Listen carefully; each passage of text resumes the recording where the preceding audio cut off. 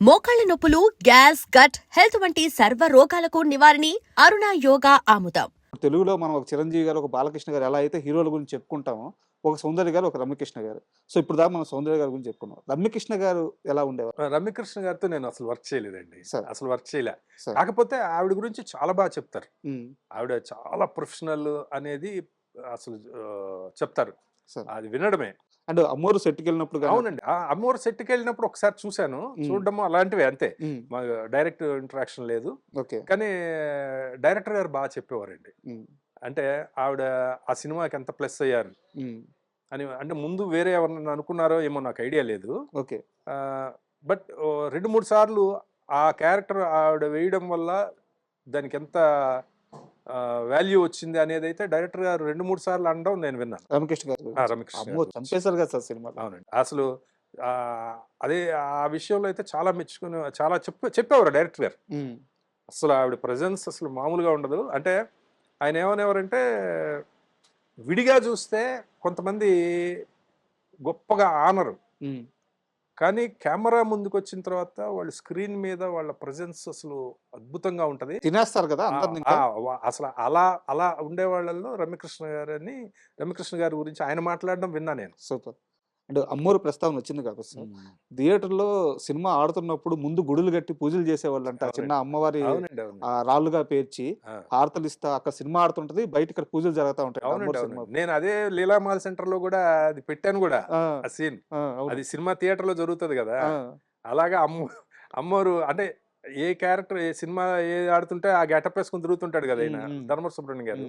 ఆ అమ్మోరు సేమ్ అది పెట్టి పూజ చేస్తున్నా. అక్కడ హుండీ పెట్టి వీళ్ళు డబ్బులు దండుకుంటుంటే ఆ సినిమాలో లాగా ఈయన అమ్మోరు తల్లికి బొట్టు పెట్టమ్మ అని ఈయన ధర్మ సుబ్రహ్మణ్యం గారు అనడం అవన్నీ చేశాను. అప్పుడు అవి జరిగినాయి రియల్ గా హుండీలు పెట్టి థియేటర్స్ దగ్గర ఆ బొమ్మ పెట్టి చాలా మంది వచ్చి ఆ ఇన్స్పిరేషన్ తోనే ఆ సీన్ పెట్టాను సార్. నగ్మా గారు రిక్షావాడు అనుకుంటాను. రిక్షావాడు సినిమా జరుగుతున్నప్పుడు ఒకరోజు నగ్మా గారు సెట్ నుంచి వెళ్ళిపోతా ఉంటే చిరంజీవి గారు ఆమె వెనకబడి నగ్మా నా మాట విని వెళ్ళొద్దు వెళ్ళొద్దు అని బతిమలాడుకున్నారంట. ఏ సందర్భంలో జరిగింది ఇది? అది నాకు తెలియదు సార్. అది అయితే నాకు తెలియదు. అంటే నేను వర్క్ చేయలేదు ఆ సినిమా. ఓకే. బట్ అంటే ఉంటాం కదా, మాకు తెలియకుండా ఆయన బతిమలాడే అంత ఏం జరిగింది అనేది నాకు తెలియదు. అయితే మీ దాకా రాలేదా నిజంగా?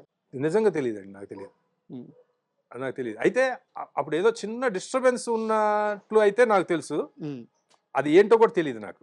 అంటే చిన్న డిస్టర్బెన్స్ ఉంది అనేది అయితే అప్పుడు మాట్లాడుకోవడం విన్నా ఆ పిక్చర్ చివరికి వచ్చేటప్పటికి. అంతవరకు తెలుసు. అది ఏంటనేది నాకు క్లారిటీగా తెలియదు. అమ్మగారితో మీ అందరికి కూడా గొడవలు ఉన్నాయి కదా? గొడవలు ఏమి లేదండి. అదే చెప్తున్నాను కదా. ఆవేశం అనే సినిమా జరిగేటప్పుడు ఆవిడ ఏంటంటే కొంచెం వీళ్ళు నాకు రెస్పెక్ట్ ఇవ్వట్లేదు డైరెక్షన్ డిపార్ట్మెంట్ అది ఇది అని ఆవిడ గొడవ చేశారు.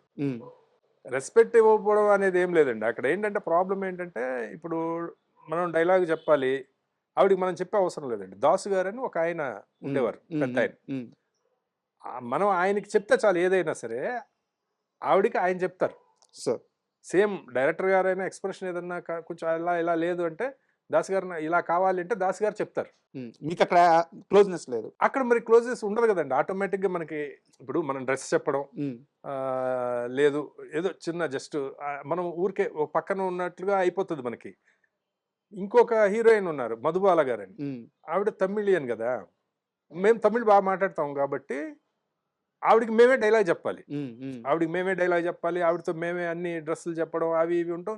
కొంచెం భాష ప్రాబ్లం లేదు కాబట్టి కొంచెం యాక్సెస్ ఉంది. అన్ని సినిమాల గురించి మాట్లాడుకోవడం గ్యాప్ లో ఇట్లా ఉండేది. బట్ నగ్మా గారి కంపారిజన్ వచ్చింది, మధుబాల గారితో బాగుంటున్నారు, నాతో అది ఏదో వచ్చిందేమో అని మాకు తర్వాత అనిపించింది. అమాయకంగా చెప్తున్నారు. షూటింగ్ కూడా ఆపేశారు.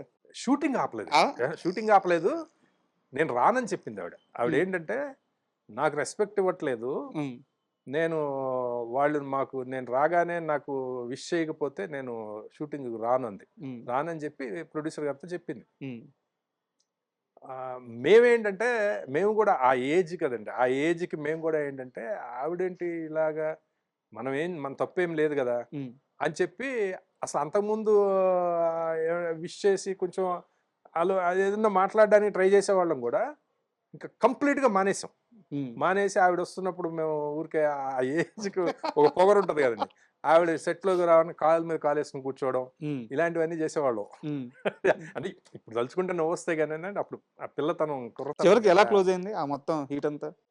ఇంకా తర్వాత ఇంక మేము కూడా కొంచెం ఎక్కువ వెళ్ళిపోయి మేము అసలు ఆ తర్వాత ఆవిడ ఏంటంటే లాస్ట్ షెడ్యూల్కి వాళ్ళు నాకు అపాలజీ చెప్పకపోతే నేను రానని చెప్పేసి. ఉమ్, అప్పుడు మేమేం చెప్పామంటే, సార్ మా వల్ల షెడ్యూల్ దెబ్బతింటాం ఎందుకు సార్, ఇదంతా కూడా డైరెక్టర్ గారికి చెప్పాం మొత్తం జరిగిందంతా ఉమ్, కూడా. ఉమ్, ఉమ్, చెప్పి సార్ మేమే మానేస్తాం సార్, ఉమ్, ఎందుకు ఇప్పుడు సినిమాలో ఆవిడ కావాలి కదా కంపల్సరీగా ఉమ్, ఫినిష్ చేయాలి కదా అని అంటే, ఆ తర్వాత మన జర్నలిస్ట్ ప్రభు గారు ఉన్నాడు కదా, సార్. మాకు అంటే మేమంతా ఆ టైం నుంచి ఉమ్, ఒకేసారి వచ్చిన ఉమ్. వాళ్ళం కదా, ఇలా జరిగింది అని చెప్పి మేము అసలు సౌత్ ఇండియన్ డైరెక్టర్స్ ఫిల్మ్ అమ్మో, చాలా అసోసియేషన్లో పెద్దగా వెళ్ళింది కదా. మేము ఊరికే ఉమ్, వెళ్ళలేదండి.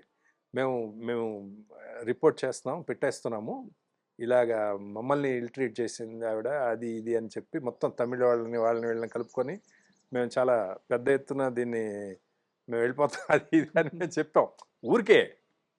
ఆ తర్వాత ఏమైందో మరి ఏం జరిగిందో అంటే, ఆవిడే షూటింగ్కి వచ్చారు. ఓకే. వచ్చిన తర్వాత ప్రొడ్యూసర్ గారితో అవన్నీ ఇంకా ఏం వద్దండి ఇంకా అయిపోయింది కదా అని అన్నారు. చివరిలో అందరికి బాయ్ బాయ్ చెప్పి షేక్ హ్యాండ్లు ఇచ్చారు, అంతా బాగానే వెళ్ళిపోయారు అంతే. అంటే ఆవిడకి కూడా చిన్నతనమేనండి, అంటే అప్పటికి ఆవిడకి కూడా పెద్ద ఏజ్ ఏమి ఉండదు కదా. సార్. ఆ మెయిన్ అంతా అక్కడ ఏంటంటే ఆ కురతనం వల్ల వచ్చే ప్రాబ్లమ్స్, ఈగోస్ అంతే.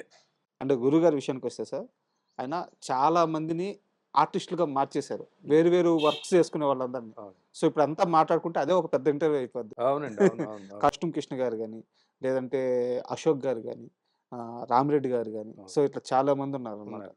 సో ఇలా స్పాట్లో ఆ ఆర్టిస్ట్ని పట్టుకోవడం ఎలా వీలయ్యేది ఆయనకి? అంటే ఏం లేదండి, ఇప్పుడు ఆయనకి బేసిక్గా ఏంటంటే అండి, ఆహార్యం ఉంటే చాలండి, వాళ్ళకి యాక్టింగ్ వచ్చా రాదా, లేకపోతే వాళ్ళు చేయగలరా చేయలేరా, అసలు ఇవేమీ ఆయనకు అవసరం లేదు. ఉమ్, మీకు ఒకటండి, ఆయన ఎప్పుడు ఆడిషన్స్ అని చెప్పి ఈ డైలాగ్ ఎలా చెప్తావో చెప్పి చూపించు, ఇలా నడిచి చూపించు, ఆ, ఇవి ఏవి ఎప్పుడు అడిగిన సందర్భమే లేదు. ఉమ్, ఈ క్యారెక్టర్కి ఎందుకో ఆయనకి ఆ మైండ్లో పడుతుంది, ఇతను వేసేద్దాం అని. ఉమ్, అతనికి యాక్టింగ్ వచ్చా, అసలు కనీసం సినిమాలు చూసే అలవాటు ఉందా, అవన్నీ కూడా అవసరం లేదు. సార్. వాళ్ళని తీసుకొచ్చి వాళ్ళకి గెటప్ వేసి ఓన్లీ వాళ్ళకి ట్రైనింగ్ ఇవ్వడం ఇవేమి ఉండవు. సార్. డైరెక్ట్ కెమెరా ముందు నిలబెట్టి ఎలా యాక్ట్ చేయాలి అనేది ఆయన మొత్తం ఆయన చెప్పి చేయిస్తారు. సార్ ఇక్కడ ఒక సమస్య ఉంది. అంటే ఇది ఫేస్ అయిందో లేదో నాకు తెలియదు, డౌట్ వచ్చింది. ఇప్పుడు ఏమీ తెలియని ఆర్టిస్ట్ని తీసుకొచ్చి నిల్చోబెడతారు, బట్ వాళ్ళకి కాంబినేషన్ యాక్టర్స్ ఉంటారు అనమాట, వాళ్ళకి యాక్టింగ్ రాదు. వీళ్ళు ఇక్కడ స్ట్రగుల్ అవుతుంటారు కదా, ఎక్కువసేపు నిలబడాల్సి వస్తుంది, ఎక్కువ టేకులు వెళ్తాయి. సో అలా ఎప్పుడైనా మీ డైరెక్టర్ గారిని మిగతా యాక్టర్స్ క్వశ్చన్ చేసిన సందర్భాలు ఉన్నాయా? అట్లా ఎవరు చేయలేదు, ఎవరు క్వశ్చన్ చేయరు. ఒకవేళ మనసులో అనుకున్న సందర్భాలు ఉండొచ్చు, ఎందుకంటే ఇప్పుడు సీనియర్ యాక్టర్స్ ఉంటారండి, ఇప్పుడు వీళ్ళకేమో యాక్టింగ్ ఏం రాదు, అదే అదే అవును. అలా అనుకుండొచ్చు, కానీ అట్లా ఎవరు అడగరు, ఎందుకంటే ఆయన ఎఫర్ట్ చూస్తారు కదా. అసలు ఏమీ తెలియని వాడితోటి ఎంత బాగా యాక్ట్ చేస్తున్నాడు ఈయన అనే దానిలోనే ఉంటారు అందరూ. అందులో ఇంకోటి ఏంటంటే ఆ టైంలో అందరూ భలే కోఆపరేట్ చేసేవాళ్ళండి. సార్. ఎవరు కూడా ఇతను కొత్త ఆర్టిస్ట్, ఇతనికి ఏమీ తెలియదు కాబట్టి మనం కోఆపరేట్ చేయాలి అనే దాంట్లోనే ఉండేవాళ్ళు సార్ ఆర్టిస్టులు అందరూ కూడా. అంతేగాని వీడెవడో వీడిని కొత్త వాడిని తీసుకొచ్చి నా పక్కన పెట్టి చేస్తున్నా అవి ఉండేవి కాదు. సార్. వాళ్ళు కూడా హెల్ప్ చేసేవాళ్ళు, అలా కాదు నువ్వు ఇలా డైలాగ్ చెప్పు, అలా చెప్పు అని చెప్పేవారండి వాళ్ళు. రామిరెడ్డి గారు